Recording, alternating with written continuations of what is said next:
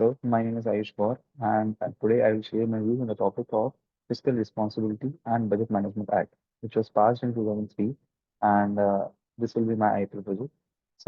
It was passed by the former Prime Minister Yashwant Sinha, and the major objectives of this act was to have a more fiscal discipline and higher transparency, as there was already a high debt to GDP ratio, and our country was going from the high fiscal and revenue deficit. It was introduced to strengthen and management the public finances and have a long-term macroeconomic stability.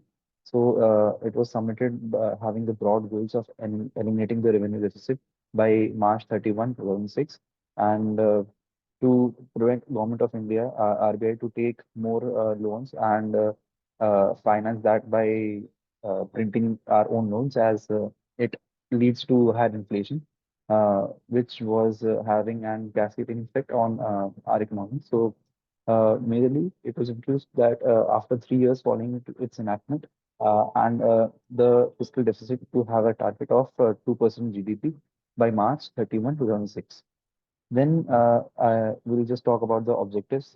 As I told, the fiscal discipline to ensure that higher management of public finances are there, and to have a proper structure that have a proper planning how the in which areas of uh, sectors the planning should be done, so that there is no excess expenditure, and excess expenditure should not be done. The debt management, the borrowing should not be done in exceeding the capacity that it may lead to a debt trap later. To have a more transparency and accountability system, as all it was indicated and it was laid down under an act, so that higher transparency can be there, so that eventually a more macroeconomic stability can be provided, and it can help in long-term economic growth, as all the finances are planned accordingly.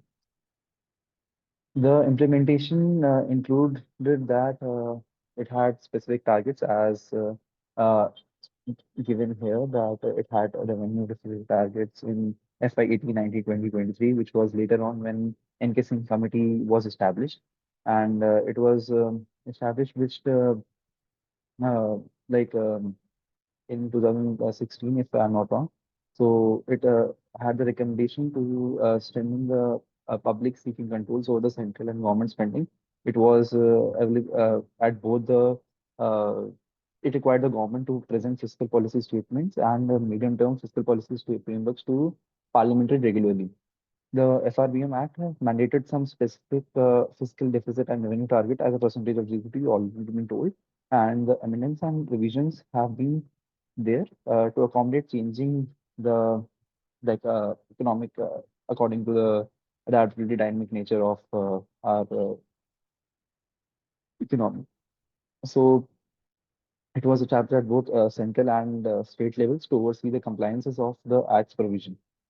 Major advantages of this was that after that we it was showcased and by the graph previously as well, to more reduce the fiscal deficit has been reduced majorly, and the transparency has been improved.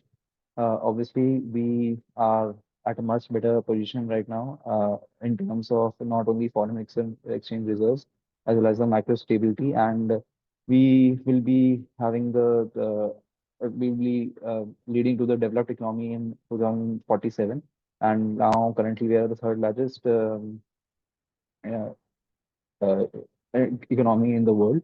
This has happened majorly, if not majorly, because it has been a major part, FRBM Act. The major disadvantages can be the government spending can be reduced in some sectors which are essential, and as it has an very stringent, or it is one less flexible, uh, it can lead to unintended consequences.